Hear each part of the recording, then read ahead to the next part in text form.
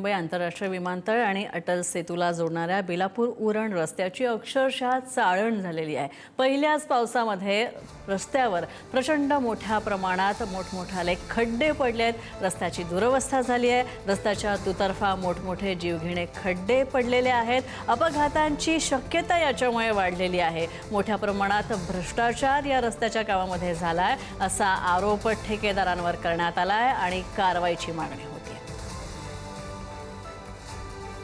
बेलापूर रस्त्याची अक्षरशः आपण बघत असाल चालन झालेली आहे। पहिल्याच पावसामध्ये हा नवी मुंबई आंतरराष्ट्रीय विमानतळ आणि अटल सेतू या दोन्ही महत्त्वाच्या प्रकल्पांना जोडणारा रस्ता आपण बघत असाल पहिल्याच पावसामध्ये अक्षरशः या रस्त्याची धूळधाण झालेली आहे। प्रचंड मोठ्या प्रमाणात या ठिकाणी खड्डे जे आहेत या रस्त्यावर पडलेले आहेत। त्यामुळे या कॉन्ट्रॅक्टरच्या कामाच्या गुणवत्तेवर आणि एकूणच या संपूर्ण प्रशासनाच्या या संपूर्ण विभागाच्या कारभारावर आता भला मोठा प्रश्नचिन्ह निर्माण होताना दिसत आहे।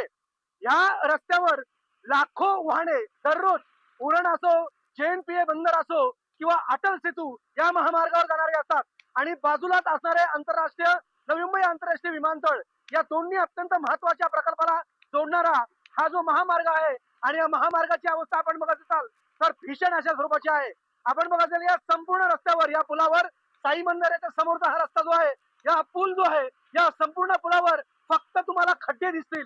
या ठिकाणी चांगला रस्ता आपल्याला शोधून सापडणार नाही अशा प्रकारची दुरावस्था आहे ती आपल्याला झालेली पाहायला मिळत असेल।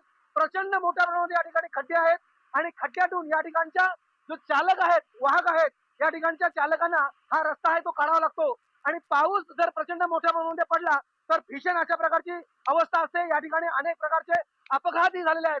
त्यामुळे ही भीषण अवस्था असताना आपण बघत असाल या वाहकांना इतका प्रचंड मोठा त्रास होतोय की या ठिकाणचे वाहन चालवताना त्यांना त्रास होतोय। काय सांगाल हे खड्डे किती मोठ्या प्रमाणात आहेत? अतिशय भरपूर मोठ्या प्रमाणात खड्डे आहेत। गाडीची सगळी दुरावस्था होते। प्रमोद पाटील, पुढारी न्यूज, उल्वे, नवी मुंबई।